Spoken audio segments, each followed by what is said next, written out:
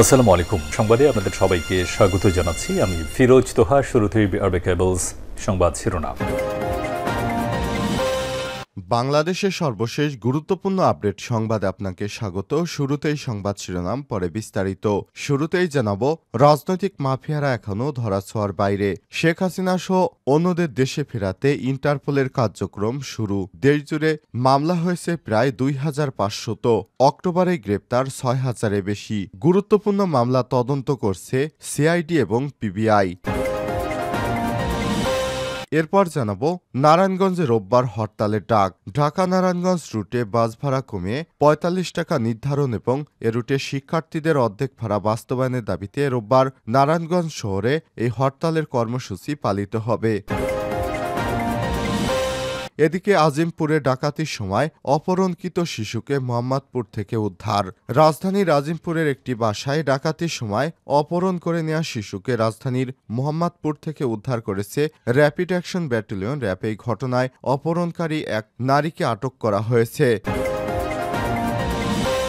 জানাবো, ট্রাম্পের সঙ্গে বিবাদ মিটিয়ে ফেলতে পারেন ডক্টর মোহাম্মদ ইউনূস, বিশেষজ্ঞদের অভিমত। যুক্তরাষ্ট্রের নবনির্বাচিত প্রেসিডেন্ট ডোনাল্ড ট্রাম্পের সঙ্গে বিবাদ মিটিয়ে ফেলতে পারবেন বাংলাদেশের অন্তর্বর্তীকালীন সরকারের প্রধান উপদেষ্টা ডক্টর মোহাম্মদ ইউনূস, এমনটাই প্রত্যাশা করছেন বিশেষজ্ঞরা। তারা বিবাদ মিটিয়ে নতুন মার্কিন প্রশাসনের সঙ্গেও কাজ করতে পারবেন বলে জানিয়েছে সাউথ চায়না মর্নিং।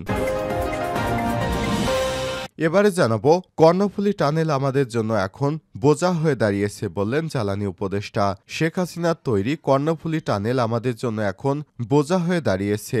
আসনগরীর সার্কিট হাউসে সম্মেলন কক্ষে চট্টগ্রাম জেলা প্রশাসকের আয়োজিত বিভাগীয় এবং জেলা পর্যায়ের কর্মকর্তা ও প্রতিনিধিত্বশীল ব্যক্তিবর্গের সঙ্গে বৈঠকে এসব কথা বলেন তিনি বলেছেন, শেখ হাসিনা যে কর্ণফুলী টানেল নির্মাণ করেছে সেখান দিয়ে আমাদের কোনো গাড়ি এখন চলাচল করে না। সেখান দিয়ে গাড়ি চলাচল করলে অনেক দূর ঘুরে যেতে হয়। এ কারণে এই কর্ণফুলী টানেল আমাদের সুদের টাকা ঠিকই দিতে হচ্ছে, কিন্তু এখান থেকে কোনো আয় আসছে না, বরঞ্চ প্রতিনিয়ত প্রত্যেক মাসে বাংলাদেশের বিরাট রকমের একটা অর্থ এই খাতের সুদ পরিশোধ করতেই ব্যয় হয়ে যাচ্ছে।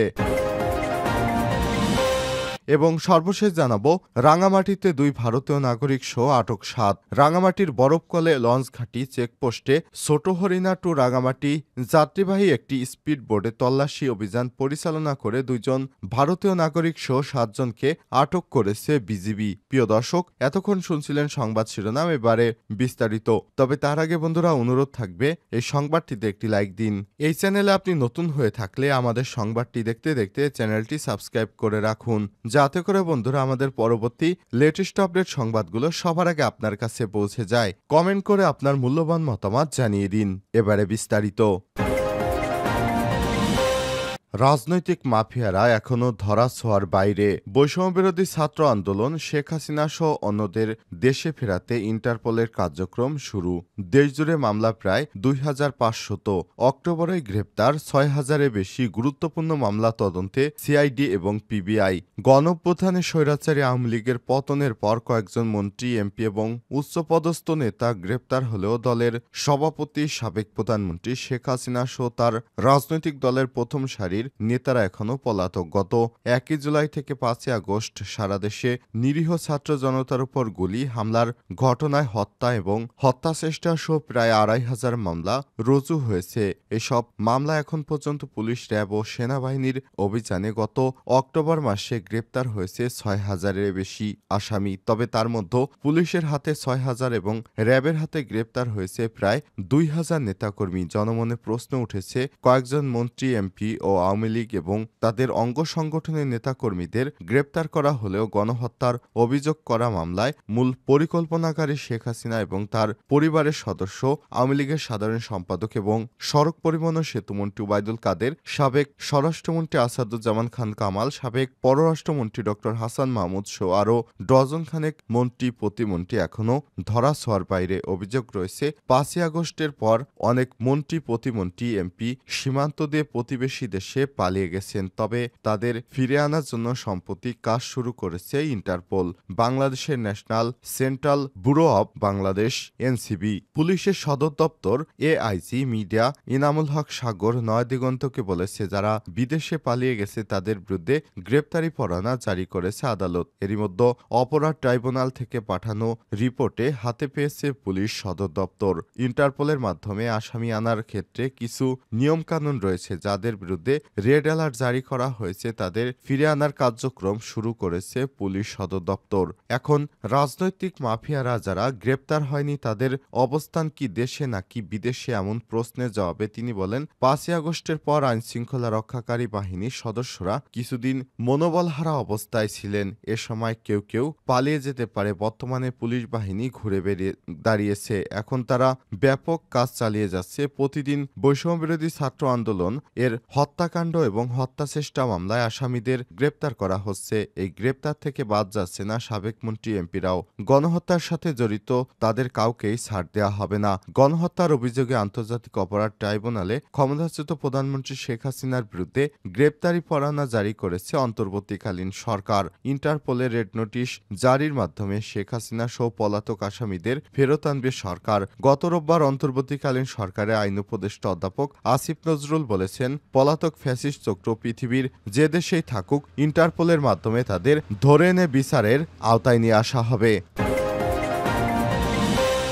নারায়ণগঞ্জে হরতাল। ঢাকা নারায়ণগঞ্জ রুটে বাস ভাড়া কমে ৪৫ টাকা নির্ধারণ এবং এ রুটে শিক্ষার্থীদের অর্ধেক ভাড়া বাস্তবায়নের দাবিতে রোববার ১৭ই নভেম্বর নারায়ণগঞ্জ শহরের আধাবেলা হরতালের ঘোষণা দিয়েছে নারায়ণগঞ্জ যাত্রী অধিকার ফোরামের আহ্বায়ক রফিউর রাব্বি। শুক্রবার ১৫ই নভেম্বর বিকেলে শহরের চাষাড়ায় নারায়ণগঞ্জ কেন্দ্রীয় শহীদ মিনারের এই সমাবেশ ও কর্মসূচির কথা জানান তিনি। বাস ভাড়া কমানোর দাবিতে সংগঠনটি ২৯ অক্টোবর থেকে ১৫ই নভেম্বর পর্যন্ত লিফলেট বিতরণ, শিক্ষা প্রতিষ্ঠানে প্রচারণা এবং নাগরিকদের সঙ্গে মতবিনিময়, মিছিল সমাবেশ এবং মশাল মিছিলের কর্মসূচি ঘোষণা করে।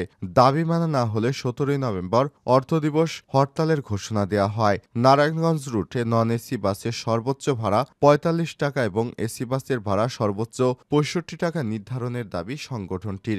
একই সঙ্গে শিক্ষার্থীদের ভাড়া অর্ধেক করারও দাবি জানিয়ে আসছে তারা। নারায়ণগঞ্জের বিভিন্ন রাজনৈতিক দল, পেশাজীবী, সামাজিক, নাগরিক এবং সাংস্কৃতিক সংগঠনের নেতারা এই আন্দোলনের পক্ষে অবস্থান নিয়েছেন। বাস ভাড়া কমাতে তারা জেলা প্রশাসকের কাছে স্মারকলিপিও দিয়েছেন। গত কয়েকদিন জেলা প্রশাসকের নেতৃত্বে যাত্রী অধিকার ফোরাম, বাস মালিক ও সরকারি কয়েকটি দপ্তরের সমন্বয়ে একাধিক বৈঠক হয়েছে, তবে বাস ভাড়া কমানোর বিষয়ে চূড়ান্ত কোনো সিদ্ধান্ত হয়নি। ফলে ১৭ই নভেম্বর অর্ধদিবস হরতাল কর্মসূচি পালনের সিদ্ধান্ত জানিয়েছে যাত্রী অধিকার ফোরাম। আজিমপুরে ডাকাতির সময় অপহৃত শিশুকে মোহাম্মদপুর থেকে উদ্ধার। রাজধানীর আজিমপুরে একটি বাসায় ডাকাতির সময় অপহরণ করে নেওয়া শিশুকে রাজধানীর মোহাম্মদপুর এলাকা থেকে উদ্ধার করেছে র্যাপিড অ্যাকশন ব্যাটালিয়ন র্যাব। এই ঘটনায় অপহরণকারী এক নারীকে আটক করা হয়েছে। শনিবার ১৬ই নভেম্বর ভোরে গণমাধ্যমকে পাঠানো এক খুদে বার্তায় সব তথ্য জানায় র্যাব। তবে র্যাবের পক্ষ থেকে গ্রেপ্তারকৃত ব্যক্তির পরিচয় প্রাথমিকভাবে জানানো হয়নি। বলা হয়েছে, শনিবার দুপুর ১২:৩০টার দিকে বাজারে র্যাবের মিডিয়া সেন্টারে এ বিষয়ে সাংবাদিকদের ব্রিফিং করবেন বাহিনীটির লিগ্যাল অ্যান্ড মিডিয়া উইংয়ের পরিচালক লেফটেন্যান্ট কর্নেল মুনিফ ফেরদৌস। এদিকে প্রাথমিক জিজ্ঞাসাবাদে ওই নারী ডাকাতির ঘটনায় ৩ জনের সম্পৃক্ততার কথা জানিয়েছে। শিশুটিকে উদ্ধার করা গেলেও ডাকাতির কোনো মালামাল উদ্ধার করা যায়নি। গত শুক্রবার সকালে আজিমপুর মেডিকেল স্টাফ কোয়ার্টারের ফারজানা আক্তারের বাসায় ডাকাতির ঘটনা ঘটে। ডাকাতেরা বাসা থেকে নগদ ১.৫ লক্ষ টাকা ও ৪ ভরি স্বর্ণালংকার নেয়ার পাশাপাশি অপহরণ করে নিয়ে যায় শিশুটিকে। পুলিশ ও পারিবারিক সূত্র থেকে জানা যায়, ফারজানা আক্তার একটি সরকারি চাকুরি করেন। তার স্বামী ও সন্তান নিয়ে এই কোয়ার্টারে থাকেন, আর তার স্বামী একটি বেসরকারি প্রতিষ্ঠানে চাকুরি করেন। তাদের একটি কন্যা সন্তান ছিল, সেই কন্যা সন্তানটিকেও নিয়ে গেছে ওই ডাকাত দল। এরপর তাকে উদ্ধার করা হলো। ট্রাম্পের সঙ্গে বিবাদ মিটিয়ে ফেলতে পারবেন ডক্টর মোহাম্মদ ইউনূস, বিশেষজ্ঞদের অভিমত। যুক্তরাষ্ট্রের নবনির্বাচিত প্রেসিডেন্ট ডোনাল্ড ট্রাম্পের সঙ্গে বিবাদ মিটিয়ে ফেলতে পারবেন বাংলাদেশের অন্তর্বর্তীকালীন সরকারের প্রধান উপদেষ্টা ডক্টর মোহাম্মদ ইউনূস, এমনটাই প্রত্যাশা করছে বিশেষজ্ঞরা। এছাড়াও বিবাদ মিটিয়ে নতুন মার্কিন প্রশাসনের সঙ্গেও কাজ শুরু করতে পারবেন তিনি। খবর সাউথ চায়না মর্নিং। বিশেষজ্ঞরা বলছেন, ট্রাম্পের সঙ্গে ইউনূসের টানাপোড়েনের সম্পর্কের বিষয়টি ওপেন সিক্রেট, কিন্তু বাংলাদেশের সঙ্গে যেহেতু ভারত ও চীনের কৌশলগত ভালো সম্পর্ক রয়েছে, এজন্য বাংলাদেশকে যুক্তরাষ্ট্রের প্রয়োজন রয়েছে। ওয়াশিংটন ভিত্তিক পর্যবেক্ষক সংস্থা উইলসন সেন্টারের দক্ষিণ এশিয়া ইনস্টিটিউটের পরিচালক মাইকেল কুলেকম্যান বলেছেন, আমি মনে করি ডক্টর মোহাম্মদ ইউনূস দ্বন্দ্ব মিটিয়ে ফেলতে পারবেন, কারণ ট্রাম্প এমন সময় ক্ষমতায় এসেছেন যখন শেখ হাসিনা পরবর্তী বাংলাদেশ গড়ার চেষ্টা করছেন ডক্টর ইউনূস। গত 5ই আগস্ট ছাত্র জনতার অভ্যুত্থানে ক্ষমতা ছেড়ে দেশ থেকে পালিয়ে যায় শেখ হাসিনা। এরপর অন্তর্বর্তীকালীন সরকারের প্রধান হিসেবে দায়িত্ব গ্রহণ করেন ডক্টর মোহাম্মদ ইউনূস।